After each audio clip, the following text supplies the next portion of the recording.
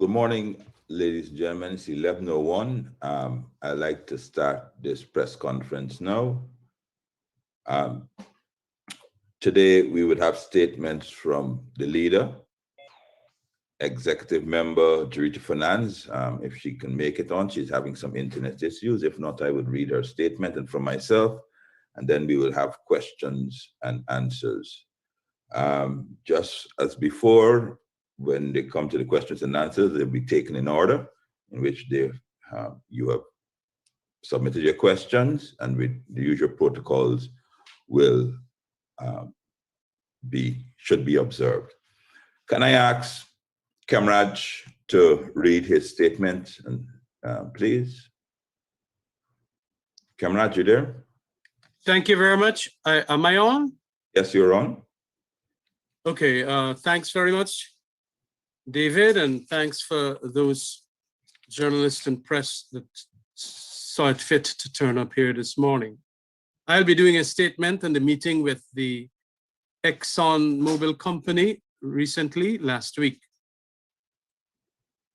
Out of necessity, acting upon the numerous grave concerns brought to our attention by Guyanese of all walks of life, and in light of the fact that the PPP Civic has been missing in action in addressing these issues, both representatives of AFC and APNU requested and was granted an urgent meeting with Mr. Routledge, the country manager of ExxonMobil, and his team, which was held on the 22nd of April at the leader of the opposition's office.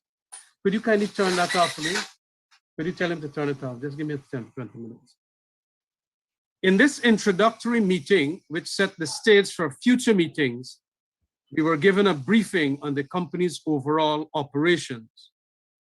Our opposition team queried why the production was reduced to 30,000 barrels per day, why flaring continued at high levels, the non-functioning of equipment, and whether Guyanese will have to bear costs of the repairs thereof, and what was the company's involvement in the gas to shore project.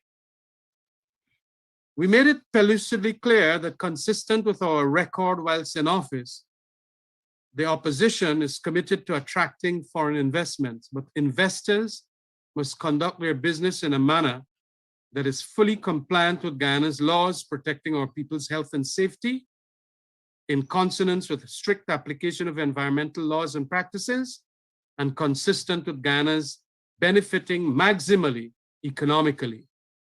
Mr. Routledge and his team was emphatic that these interests, namely safety, the environment, and the economy, are also what the company is tied to.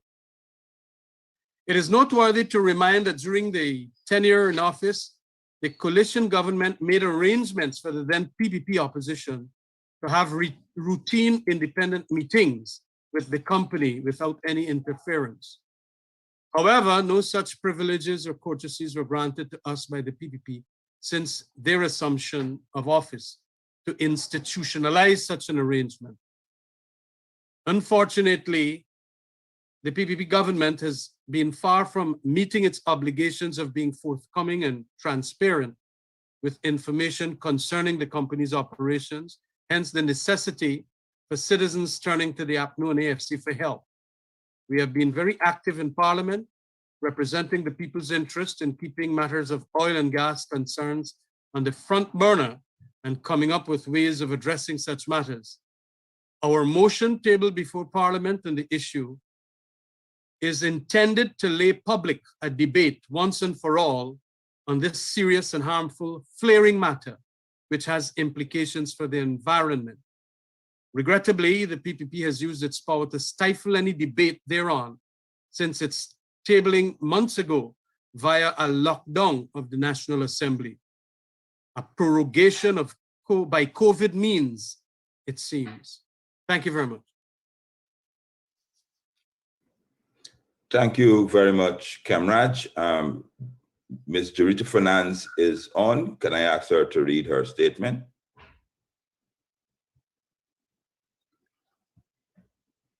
Jarita?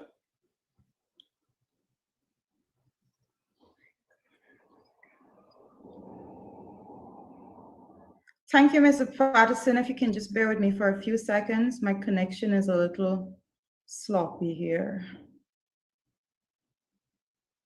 Mr. Fernandez will be reading a statement on Guy Oil.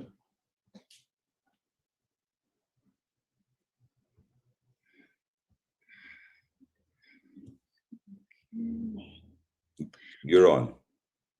Okay, great.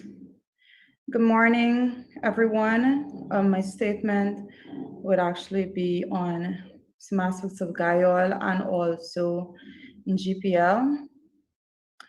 It goes, the Alliance to Change notes the many disingenuous attempts by the PPP and their cronies who have been appointed as directors of state boards and other high offices to wiggle their way out and put a spin on revelations of malfeasance. Over at Guy Oil, the nation was scandalized when recordings were made public of directors and management staff openly soliciting bribes and kickbacks in return for approving the purchases of fuel. The very PPP that clamored for criminal charges to be brought against officials of the coalition and ordinary citizens on the most frivolous of accusations is now letting their corrupt cronies off with a slight slap on the wrist.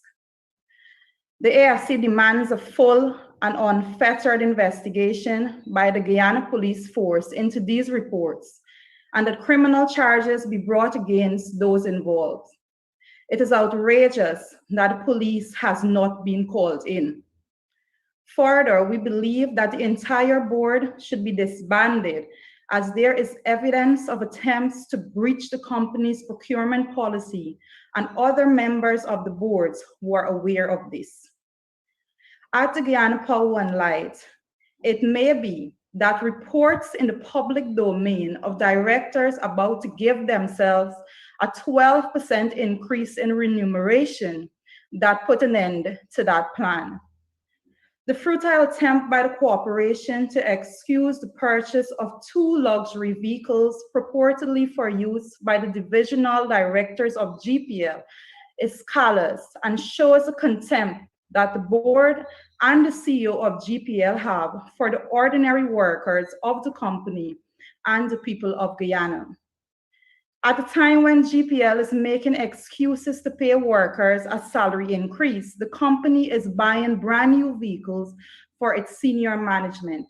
Such decision-making practices shows the lopsided interests and the present corps of executive have, and reminiscence of pre-2015. We remind these executives that it is primarily the ordinary workers who keep power generation going, and it is the ordinary workers who collect revenue for GPL. On one hand, GPL bosses and the PPP are decrying the high cost of fuel, but on the other hand, GPL, which falls under the purview of the Prime Minister, is purchasing new vehicles. Clearly, priorities needs to be realigned at GPL. There is also questions of impropriety as one of the directors is a manager at the company that bid to provide a vehicle. This is a clear case of conflict of interest and shows the total disregard the board has for corporate good governance. What the nation is witnessing with these state corporations, GPL and Guy Oil, is the old PPP. Less than 1 year in office, and it is back to their old habits and where malfeasance is an acceptable modus operandi, and the proverbial fat hogs are allowed to rogue themselves in the throat of the public purse. Thank you very much, Jurita. I will now read 2 statements, one on GPN procurement policies and the other on the gas to shore project. The AFC notes the ongoing corruption scandal involving procurement of fuel by Guy Oil, purportedly on behalf of GPL. With grave concerns, and it calls for an investigation to be launched into GPL's new procurement practices. The claim by a Guyot director that he met with the chairman of GPL over breakfast at the Princess Hotel, if true, is both troubling and an act of blatant corruption. Procurement matters for public entities is not a matter to be discussed and agreed by board members. Prior to August 2020, GPL procured fuel via long-term contracts after a public procurement process. It was a policy under the coalition administration that fuel supply to GPL was done under an open and transparent system. Eligible builders were invited to submit bids for a long-term contract based on the specifications, costs, and transportation of fuel to GPL. Bidders had to confirm that they can deliver the required amounts from an approved refinery for a fixed schedule, which is usually every 10 days before being awarded the contract. During the tenure of the coalition government, dozens of unsolicited bids were received for the supply of fuel to this entity. All such offers were declined since the regular, confirmed supply of fuel to GPL is critical to the smooth operations of this organization. The practice of purchasing from middlemen was completely discontinued from 2015, since it was deemed a recipe for inefficiency and corruption, as has been uncovered with the most recent scandal. On another related procurement award by GPL, it has been noted that members of the government have made claims that GPL has not executed any maintenance on their transmission lines for the last 4 years. This is a complete falsehood and is a disservice to the members of the company's transmission and distribution unit, one of the hardest working teams in the company. This unit has been working under the harshest conditions within some of the most challenging terrain and has been providing yeoman service, which enabled the company to reduce their line loss by 5% over the last 5 years. Their work resulted in saving GPL over $400 million annually. The AFC calls on the GPL board to correct this injustice to the hardworking employees of the company. For the record, the T&D team over the last 5 years has been conducting maintenance exercises on almost all of the major transmission lines in the Demerara-Berbice integrated system, coupled with regular maintenance on our distribution network. Due to the efforts of the T&D teams, GPL was able to progressively reduce the frequency and durations of blockouts between 2015 and early 2020. Something that has clearly regressed under the PPP administration. It is suspected that the background to these untruthful claims is to justify GPL entering into costly contracts with overseas contractors with no evidence of public procurement procedures being followed, thus bypassing their local in-house units and local contractors who are fully capable of executing these maintenance programs. Another example of money for the boys. The AFC calls for full investigation into the new procurement practices of GPL and considers board members liable for any and all uninvestigated and unchallenged diversions from applicable policies and procedures of procurement. Thank you, and I will now make a statement on the Wales Gas to Shore project. The AFC notes with satisfaction that the PPP has acknowledged the depth and quality of the studies undertaken during the coalition's stewardship of the oil and gas sector, and had to begrudgingly confess that they based their decisions to bring gas to shore solely on the studies undertaken during the coalition administration. However, we note that they have deliberately only highlighted the sections of these reports, these studies, that lend support to their unilaterally selected site, while ignoring other relevant and critical aspects of these studies. Irrespective of the basis, the decision to locate the gas site at Wales is premature, incomplete, and requires additional detailed studies.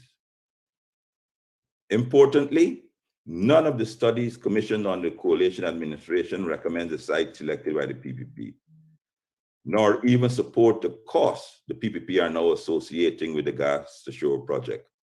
As a matter of fact, it is important to note that Wales was considered among 10 sites, but rejected in the studies. A value for money audit should be undertaken to determine the viability of the proposed cost of constructing an online pipeline for between $80 million and $100 million, as opposed to selecting a site closer to the shoreline and using these sums to do site clearance, protection, and filling. Conservative estimates indicate that such an approach is far more cost-effective. The PPP claims that urea will be a byproduct at the stated volumes of gas, which is 50 MFDs, which is million per day. This claim is not supported by any of the studies. In fact, the studies state that for urea production, a minimum excess amount of 70 MFD will be required. The projected excess amount of gas after utilization for power production is calculated at 15 MFD, which makes it uneconomical and impractical. Yet the PPP has used this promise as one of their justifications for moving ahead with the Gas to Shore project. We reiterate that more studies are needed on this project concept.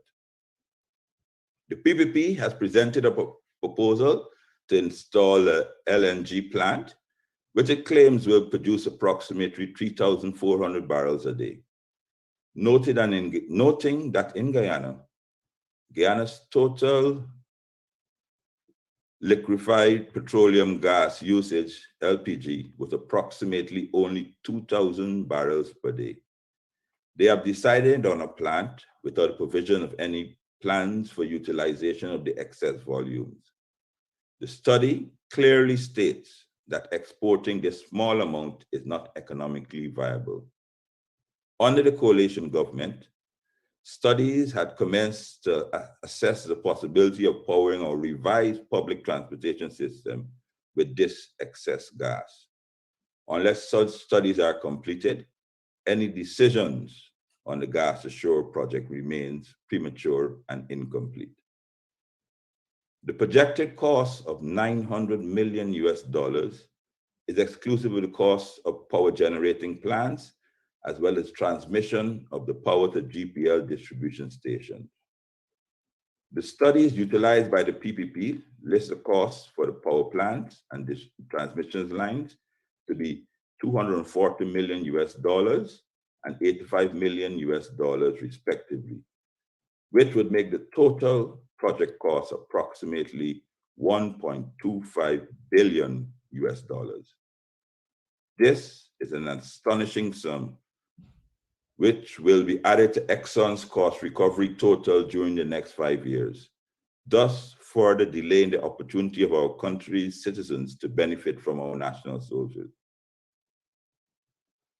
What should be of great interest to the Guyanese public is that using these same studies, the coalition government planned to deliver a project that produced 188 megawatts of power plus 2,200 barrels of LNG daily for a price tag of under $600 million. Half the amount that the PPP is demanding, and they have shown no additional value as a justification for these huge increases in expenditures. Once again, this is a typical money for the boys project.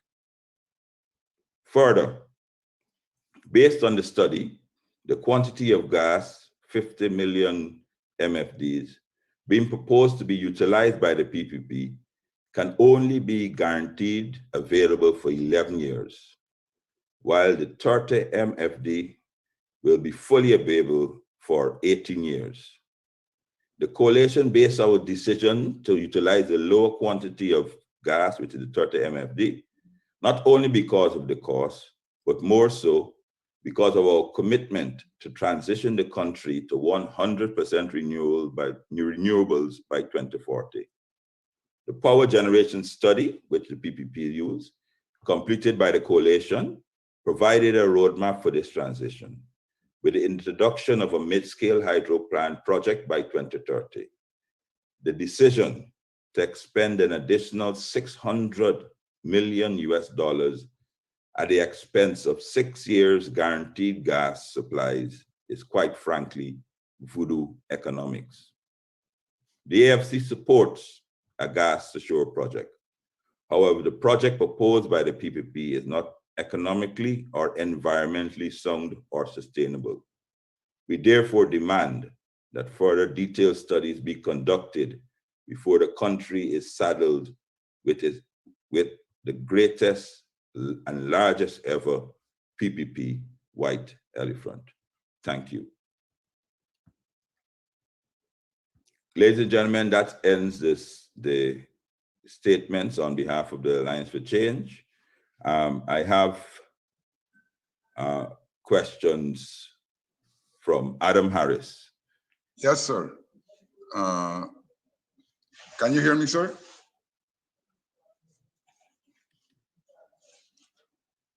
No, I'm not hearing you. Please proceed, Adam. Sorry, I muted myself. All right. Now, this is quickly, sir. You responded to a statement made by the head of GPL, Barrett Dendale, on the 12th of April, when he said that there was no work done on the distribution system and all of that. You took 18 days to come out to say it's an untruth. Why is there this sloth in responding to matters of such national impact? It's the same thing, for example, with your comment on the oil to gas, sir. Again, Jagdeo had a press conference and he made all these statements. There was nothing, not even a press statement challenging it. Is the coalition just finding it difficult to respond in a timely manner to issues, sir? Thank you very much, Adam. First and foremost, on the question of the 18 days wait, the statements that I read were made, that I heard were made by by Irfan Ali when he installed the PUC, the new member of the PUC, and then it was repeated by Anil Nandalal. I immediately conferred with my notes and my handover and my records, and I was waiting, actually, to be honest, I was waiting for the GPL as the responsible persons to make a correction to that. Because of course, I can tell you that the transmission distribution team, some of the workers in their management as well, contacted me directly. And I said to them, why don't you raise this with your GPL board so they can correct it? So that was the question of my delay there. All of this that I am telling you are contained in a handover. I give the ministers a 300-page handover, and all of these are there. And I think the press, some of the press would have that report from GPL. So it's not a question of us waiting. The information was there out there before. I was simply saying that I thought that the GPL board would correct that because they're supposed to be representing all the workers. So I now confirm that, and I now call on them, challenge them to the entire board to challenge what I've just stated, that we did work on almost all. We had a schedule, and it was only disturbed by the COVID activities in 2020. And then I understand, obviously, that they would have resumed before. And the question of on the gas to shore, I've been speaking about the gas to shore project for the last 5 years, Adam, in all fairness. The question on the decision on where they're going to go, the PPP and the documents there, that they shared were available on the website of my ministry, or the IDB, well, previous Ministry of Public Infrastructure. I was on the assumption that, and the whole country was on the assumption, that the PPP had conducted new studies to arrive by this decision. So, and they made that disclosure on Monday. that it did not. And today is Friday, and that I'm now making a statement at our press conference on the gas for sure, and the basis on which they arrived their decisions, challenging the whole numbers. All the numbers that I've called out, all the things have been in the public domain for the last, since I was looking at this project up to 2018. Very well, sir. I have Nazima. Thank you.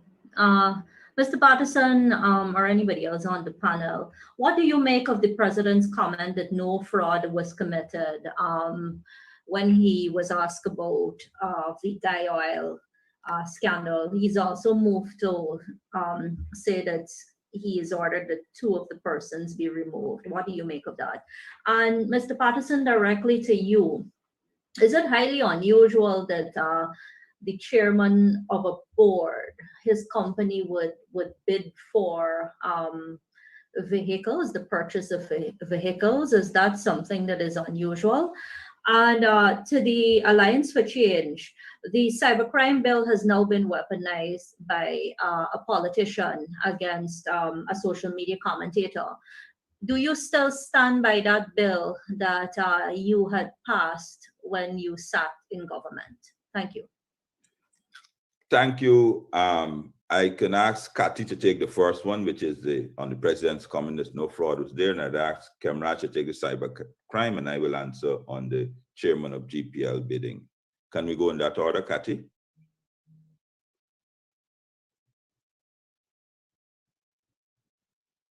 Sorry, David, could you just repeat what? The question, Nazima's asked, what is our take on the president saying that no crime has been committed at Guy Oil during the revelations of the fuel scandal?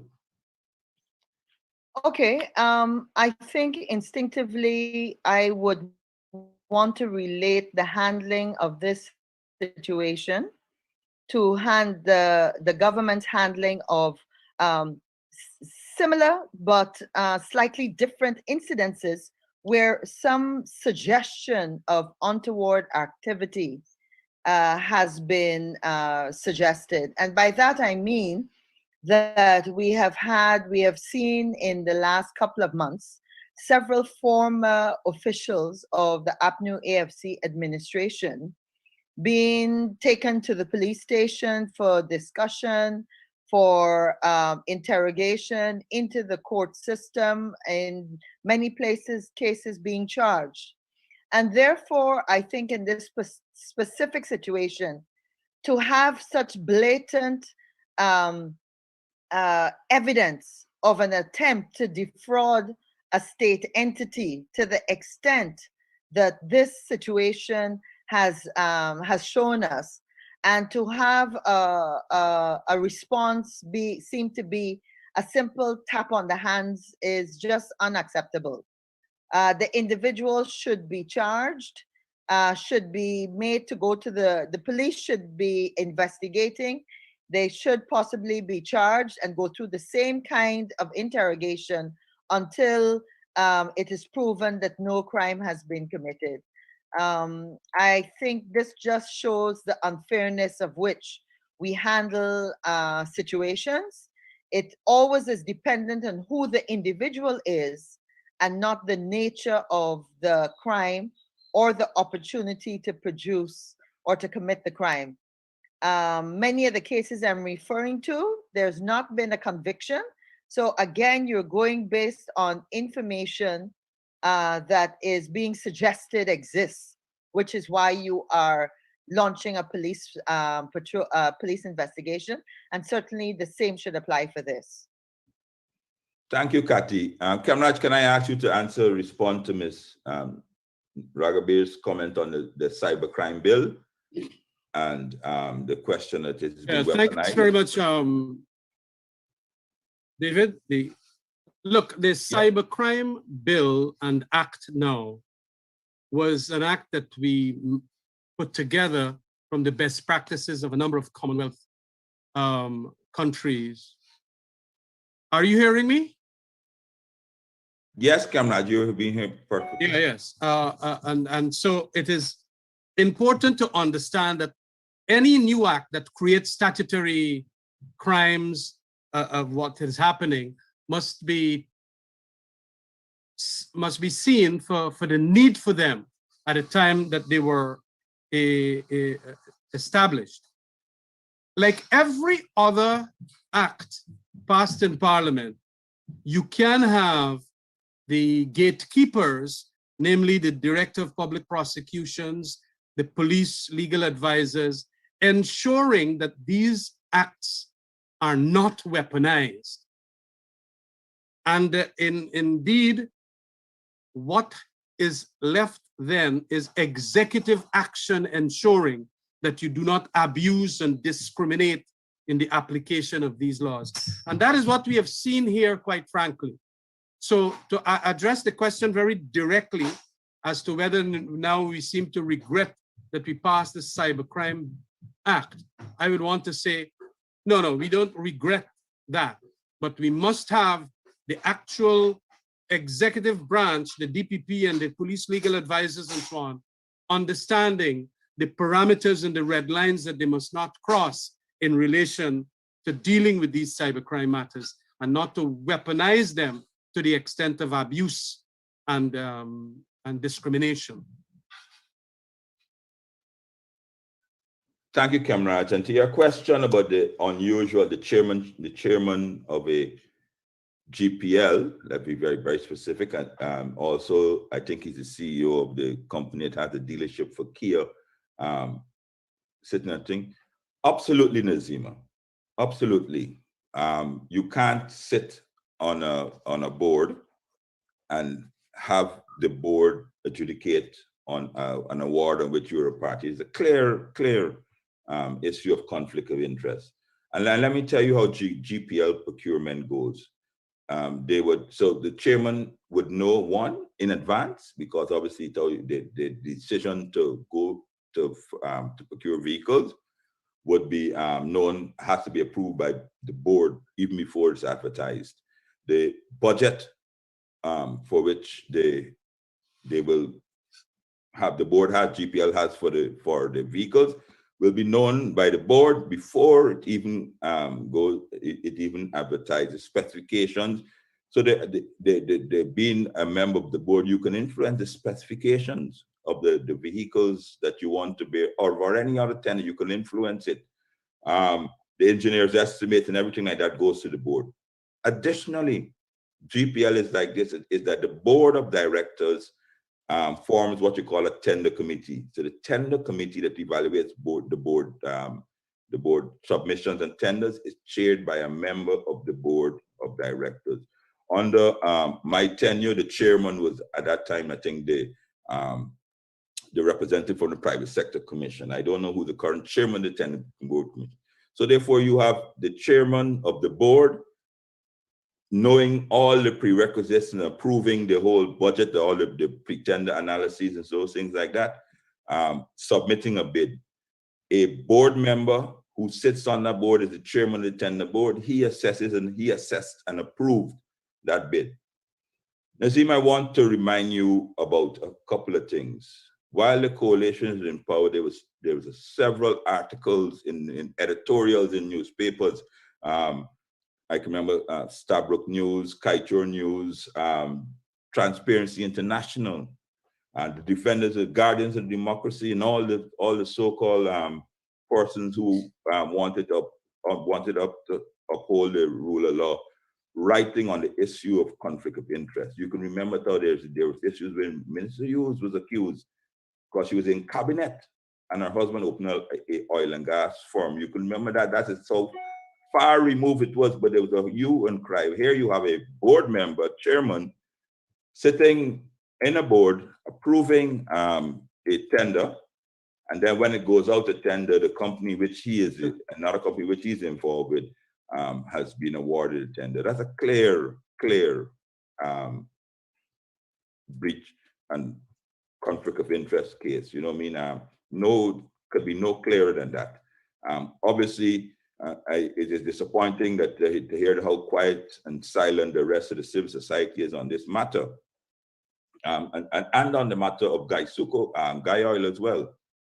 you mean the board sit down discussing procuring fuel from an agent who's not even registered, and there's no repercussions whatsoever. I mean, that's unheard of under the coalition time, but the civil society is right. So it is a clear case of conflict of interest.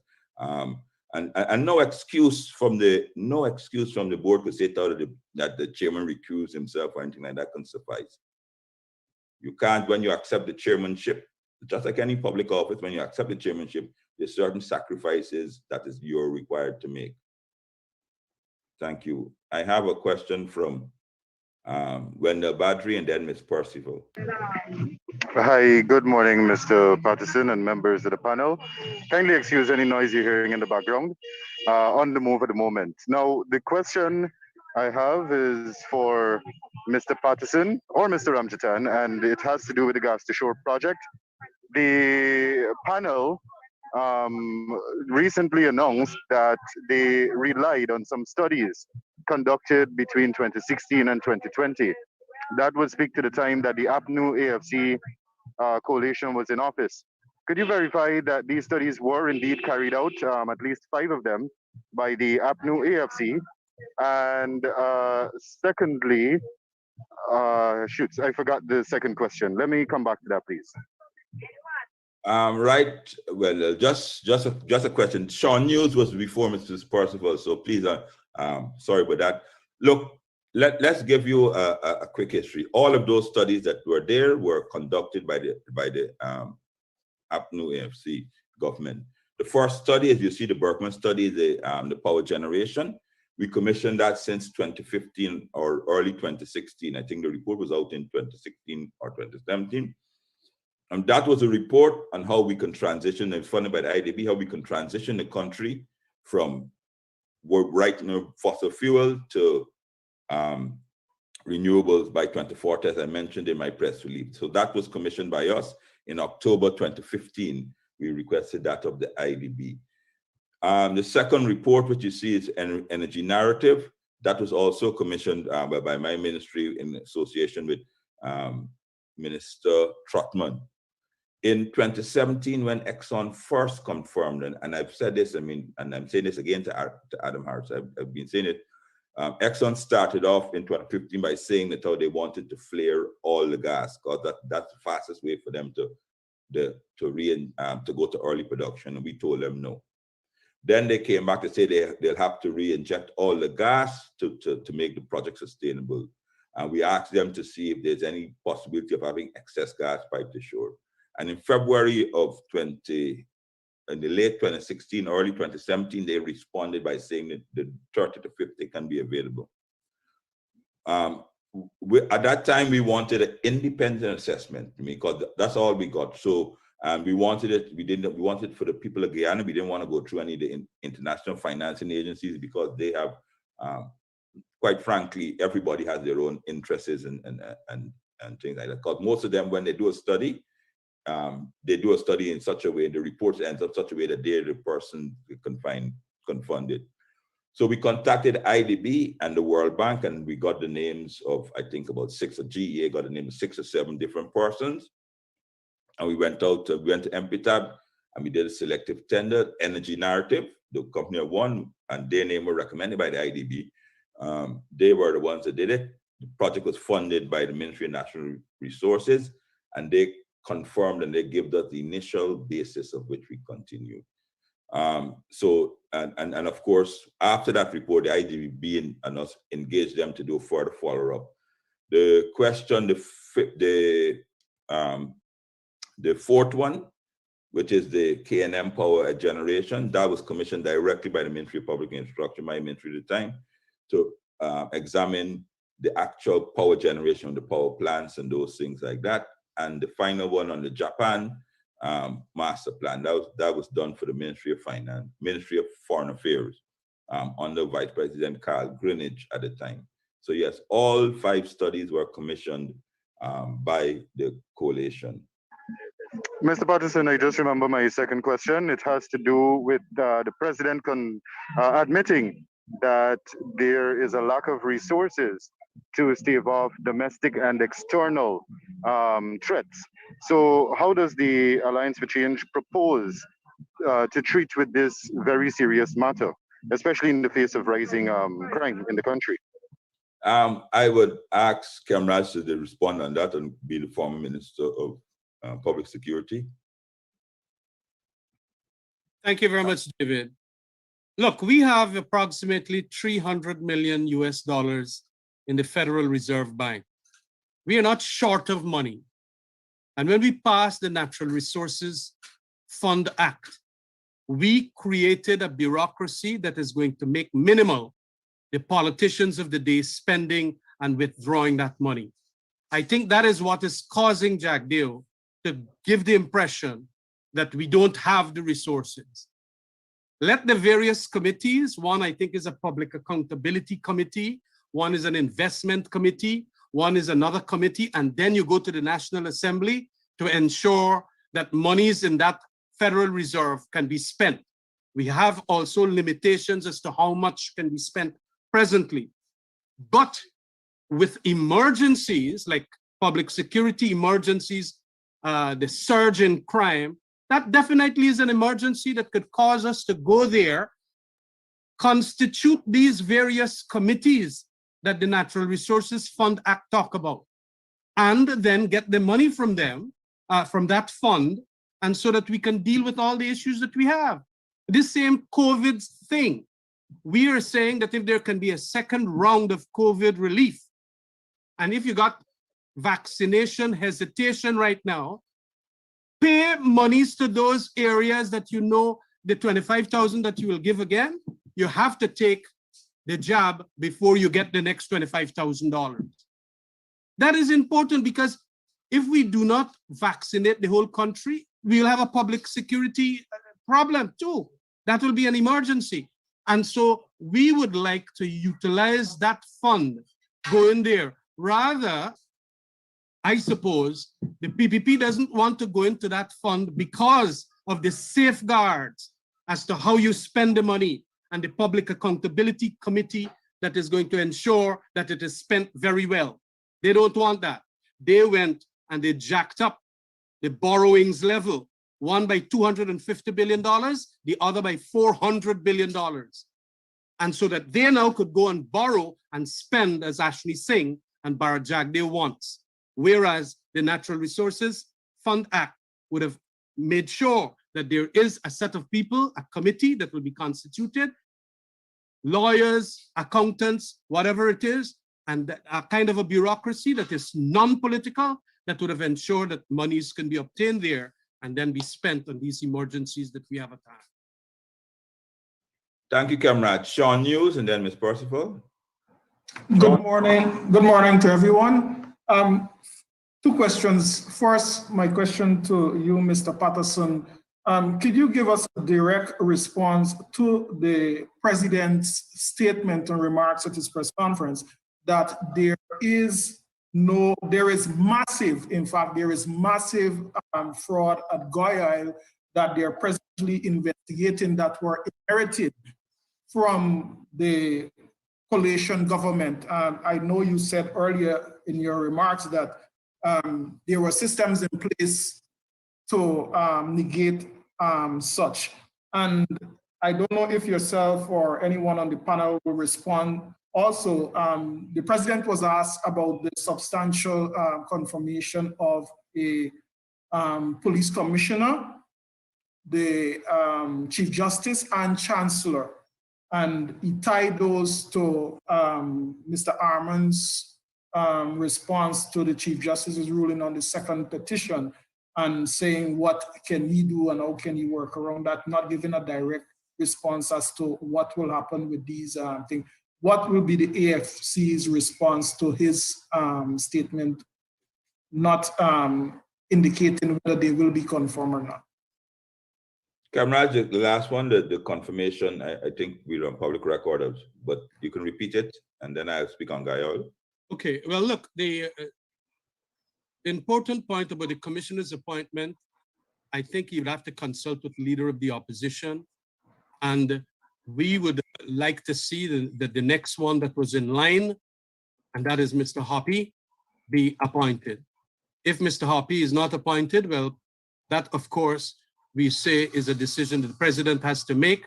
And I rather suspect that they are trying to run away from the next person in line, which is, you know, in accordance with public service rules and things like that.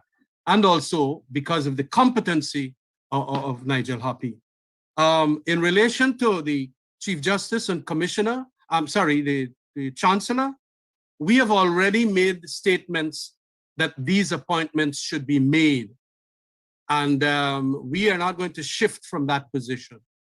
Janet Cummings has proven herself as Chancellor, acting so long, having a lot of her decisions at the CCJ being affirmed. And we feel also that the Chief Justice, Roxanne George, notwithstanding what some people might want to feel, she is a quality judge to the extent of her being appointed as Chief Justice. And the appointments should be made quickly. Remember, the appointments should be made by the president with agreement from the opposition leader. And I suspect, I remember, I think a couple of weeks ago or a month ago or so, the leader of the opposition saying to make those appointments. Correct. Notwithstanding the fact that we might have disagreements with judgments, we have that all the time as lawyers. That does not mean that the people are not fit and proper candidates for these two positions. So it is important now that, because I understand that the president, or Irfan Ali, when he was in opposition, had indicated that this should be the case. Appoint the people. Why such a long dragged out situation? Now we have indicated, well, fine, go right ahead. And you are in the position to do that. That's my Sean, on the question I was speaking about on Gayol's issue, that's a smoke screen with the what the president is saying about the Gayol issue. You know what I mean? That's the Auditor General and the police are looking into that. That's a question I think he's talking about. Question he's speaking about with GDF collecting fuel and those things like that. And that's been in the public domain for quite some while. So there's no massive scandal that Gayol taking, but there's a smoke screen. He's trying to deflect from his current issues by throwing things once back again onto the coalition. Where there's corruption, there's corruption. If there was corruption then, he should prosecute that to the fullest extent of the law. There is corruption now, we should prosecute that to the fullest extent of the law.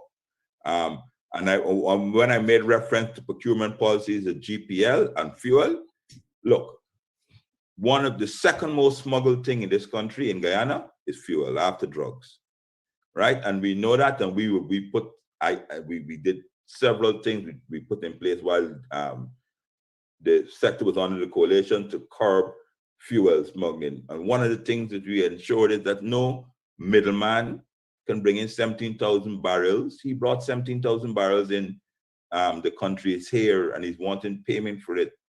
He passed GA.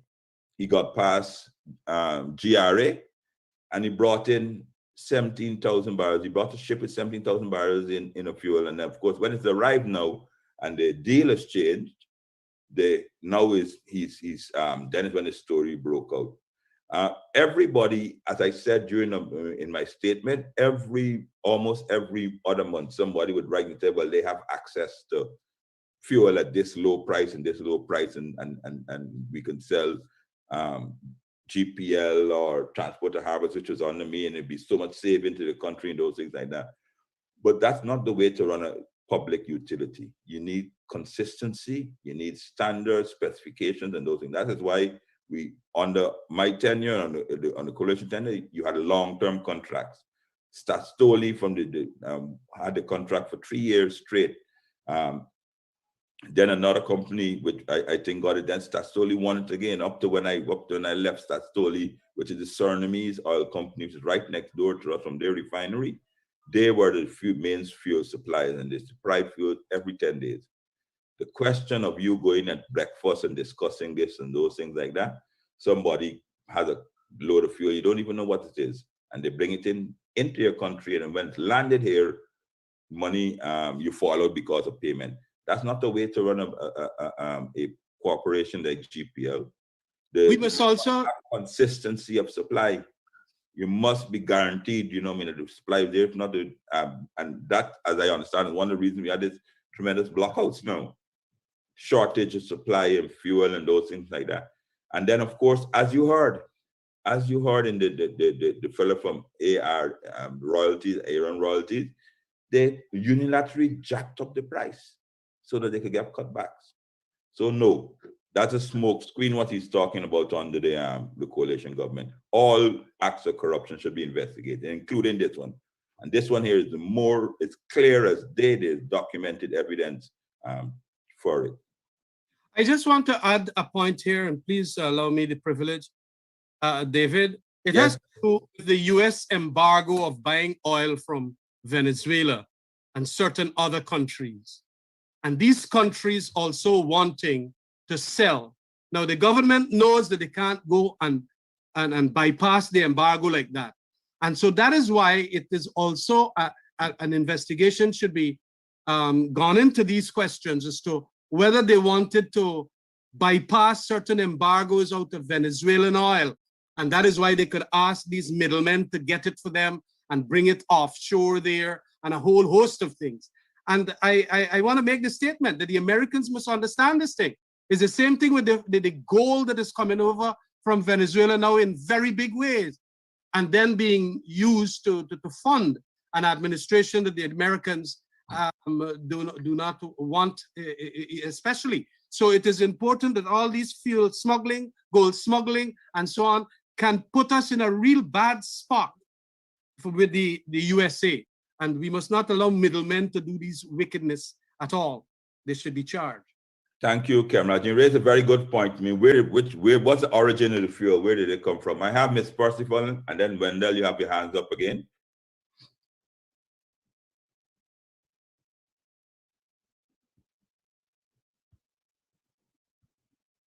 Ms. Percival has asked a question. Does the AFC agree with the position taken by the leader of the opposition on the judiciary following Monday's ruling on petition 88 of 2020? Kemraj, I think that is. Look, I want to say that we have a right to express our views, sometimes very strongly. It can be sometimes, for certain people, too strong. But I believe that the leader of the opposition in exhorting what it is that he felt, or in a sense, stating how he felt about the decision just after the decision was given, is not in any way, an attack of the judiciary, in my mind.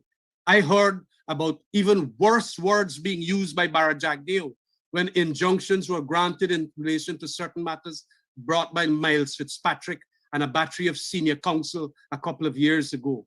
And you have to take it in good stead. The important point here is that freedom of expression is the hallmark of our democracy too.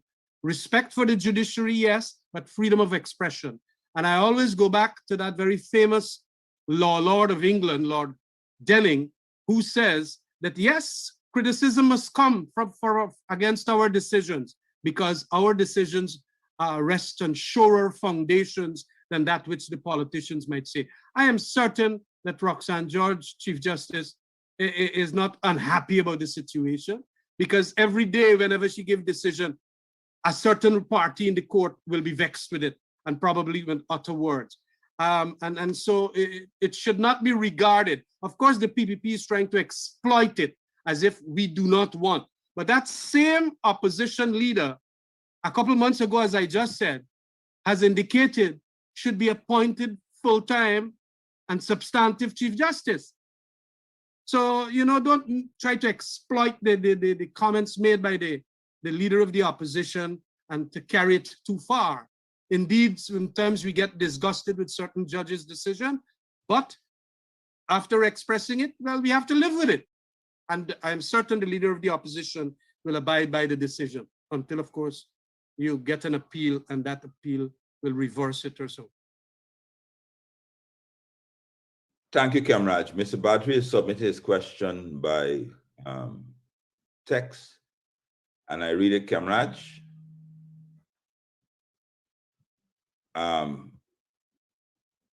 The president recently highlighted that some $1 billion has been set aside for hinterland agricultural development.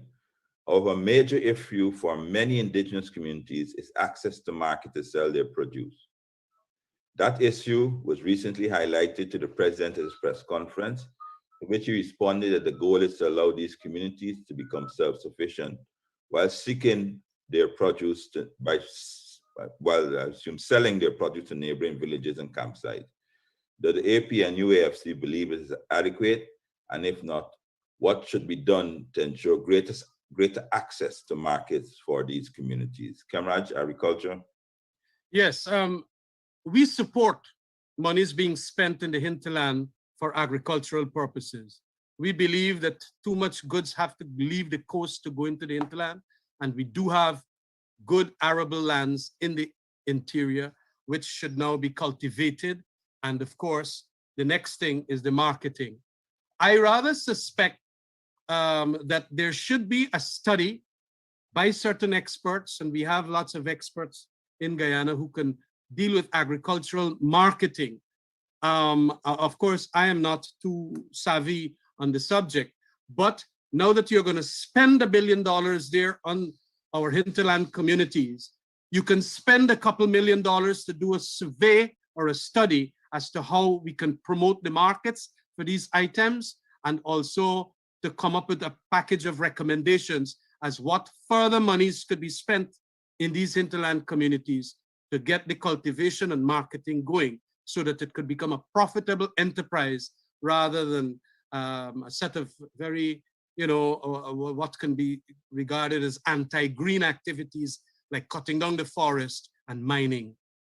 So I would want to say at this level, I support the president to the extent of that, but also would want him to go further, or the administration to go further, to get some studies done as to how we can best get the marketing going and other infrastructure that is going to help with the marketing. Before I continue, Kathy wanted to add, elaborate on the question of security. Can you do so now that the question Certainly. In fact, 2 points I want to make. The first one is in relation to Kamraj's response just now, and then I'll come to the security. We forget that, or I think sometimes we fail to recall the infrastructure that was put in place. And when we talk about marketing, the fact that today, I can tell you that I have received no less than about messages from about 6 locations in the hinterland where we had put internet access, and that access has now been switched off. David Patterson, Mr. Patterson, you will know that you sent me firsthand a response, a message from Fairview, just outside of Iraquama, where they had internet that is now switched off. And this is where it impacts on marketing opportunities that I wanted to highlight. Some may recall the project that we did with the women in Arnaputa. And we actually did a video highlighting the fact that these women were able to produce peanut butter. And as they are able to produce the peanut butter because they have internet and are connected to outlets in the hinterland and in Georgetown, and by a simple email to the women in Arnaputa, you can send your orders and they can produce and send it to you.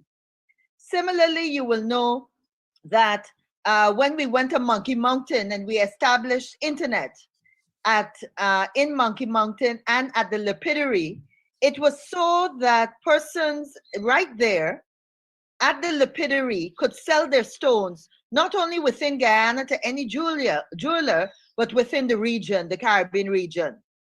And that's why I'm saying that it's a little disheartening that we're not asking the questions on these situations. Because when we talk about marketing in a COVID time, 90% of the markets could be reached through the internet. I have had persons suggest to me that the government is no longer funding the cost of the internet to these more than 72 hinterland locations that we left with VSAT dishes and internet in place? And this is the question that we should be asking. When it comes in relation to education, there's a lot of talk about these scholarships, but all the programs are online. To what extent have we built on the infrastructure that we left that will now allow persons to do more training online? Again, we have reports, and I said a couple of weeks ago that the department at the National Data Management Authority that had persons in the regions, persons that were hired from the regions to manage the technology in these locations had been closed down. So this is one of the realities. I wanted to add finally to Wendell's question about crime and security. And again, I want to remind persons of the $37 million project that was funded by the Caribbean, alone through the Chinese government and Huawei. And I want to remind people that a state-of-the-art command center was established. That command center, we had already, when we departed office, established more than 120 cameras around the city. There is no reason, and those cameras have live real-time connection to the command center. The media were invited, and I did a press tour of that command center. That command center has a video display that has every single camera in the city that had been set up, feeding into that command center. We had already, and I demonstrated the portable Wi-Fi equipment that police officers were being given, the handheld radios, the phones, all with internet access. And you know that we had a team already in place managing that command center. I say this to explain that there's absolutely no reason why a crime should take place outside a key location in the center of Georgetown, at the corner of Middle and Camp Streets, and in a matter of time, the police and the information being sent to that command center could not be used to ensure that we find solutions to these crimes in a short space of time. And I remind persons that one thing that was always highlighted during our years in office was the fact that how come we were able to solve crime and to publicize the results in such a short space of time. And therefore the infrastructure is there. By now, the cameras should have expanded to Berbice and to Quarantine and be feeding into the e-government network to ensure the safety of Guyanese citizens. Thank you for allowing me to give those few clarifications. Excellent. Right, very good. Ms. Percival, your hands up, or you, or it just never came down? Okay, right. Are there any other questions from anyone?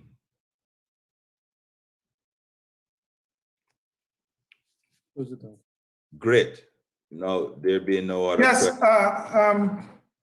sorry, so this is a late one.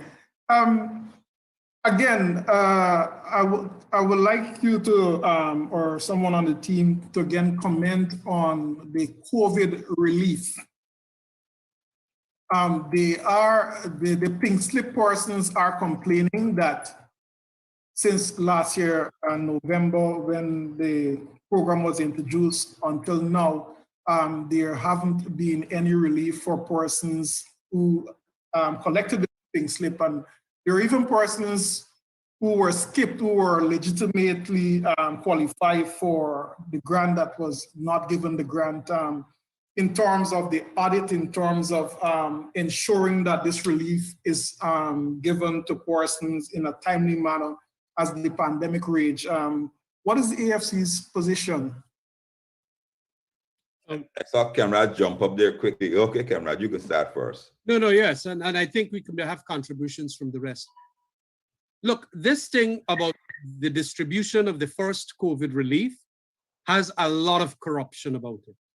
Not only was there corruption, but there was discrimination. And what it means now is that there should be an investigation. At least the Auditor General should be asked to do an investigation, and we should have on the computer here or wherever they would have their database, all those Guyanese by name and address who got the monies. All. And then who got pink slips and so then did not get the money. And then we can do an arrangement whereby, by virtue of a process of elimination of those names, know who now should get the monies. It is important in this digitized age, as Kathy was just mentioning, catching criminals and all of that, smart city projects and so on. We could have smart city here in that regard to tell us who got the monies. And then we will see also those who were, in a sense, distributing. It was the PPP people who were distributing this money, and they were getting big pay for doing that. So it is clearly a situation whereby we have a lot of discrimination and corruption in that money. And we feel that there should be a second tranche that should be given. And well, it is my personal opinion, it will also cause people to back away from vaccination hesitancy. Those who, especially in the Amerindian areas, that via a number of reasons they don't want to take it. Well, if you want the next $25,000, you have to come and get a jab. And we have to speak to them about that. That is my statement on it right now. Yes. David, can I add a comment to that? Of course, Kathy. Sean, I want to kind of turn your question around. I want to say that the onus, if the current government maintains that they have had a fair process in the allocation of the COVID relief grant, then it is the onus is on the government to prove and to reassure all the citizens of this country that there was no deliberate victimization.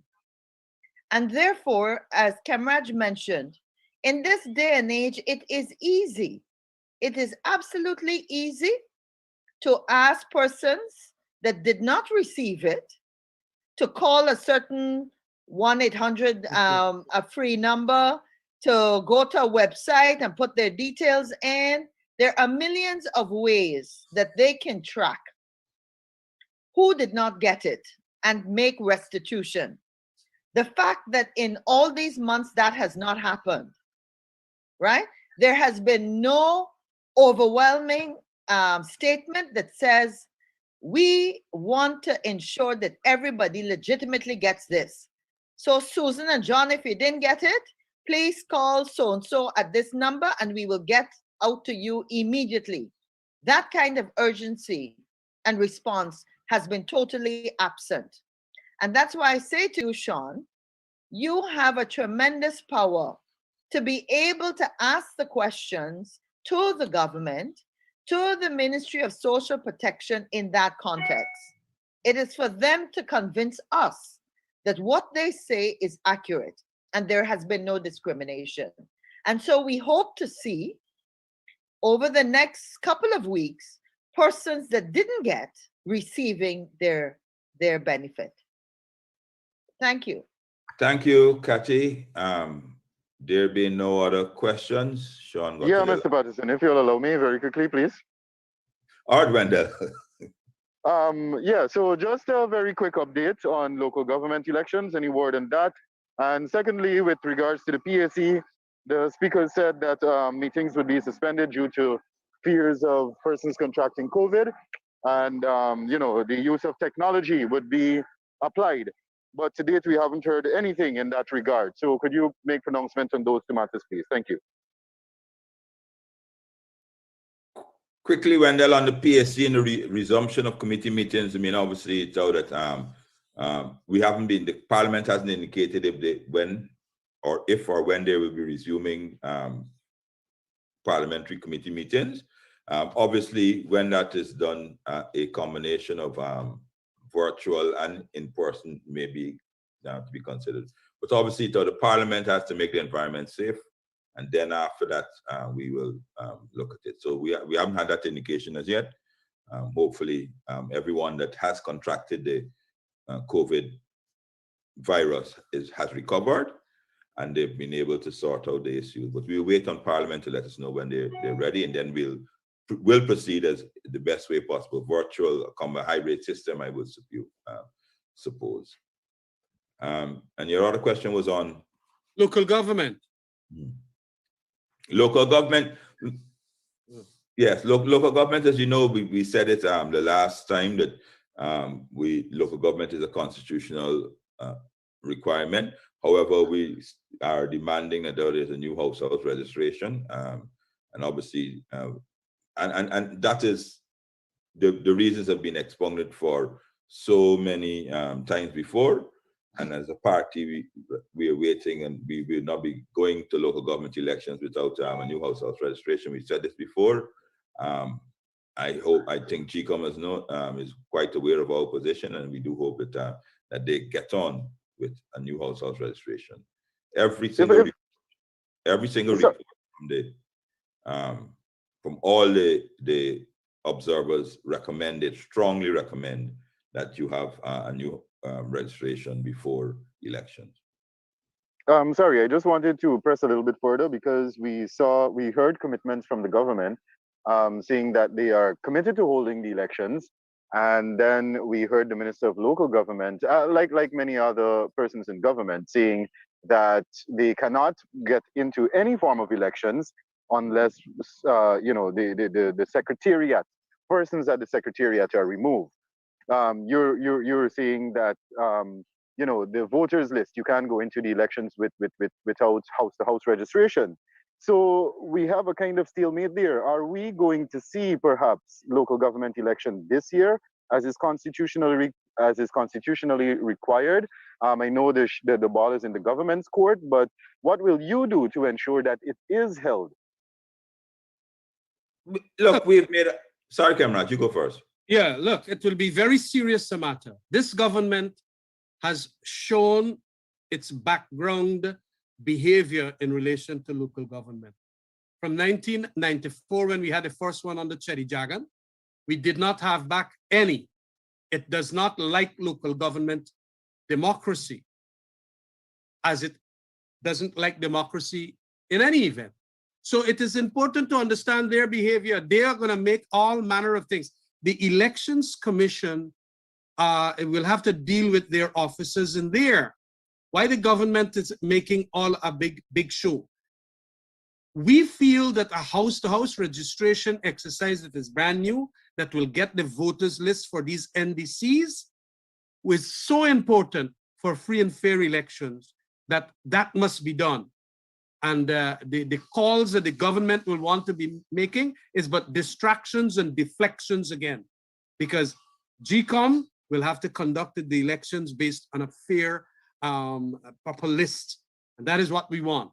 So if they do not have local government elections, it will be again a violation of our constitution, a violation of our democratic rights, and it might be a serious recipe for all manner of things happening. We might have to go back to court, or even worse, you might have demonstrations on the street. It could very well be a recipe for I don't want to let it happen at all, but a recipe for riots if you're going to deny us local government elections. Right. Thank you very much, Can I colleague. say something? One Yes, last thing.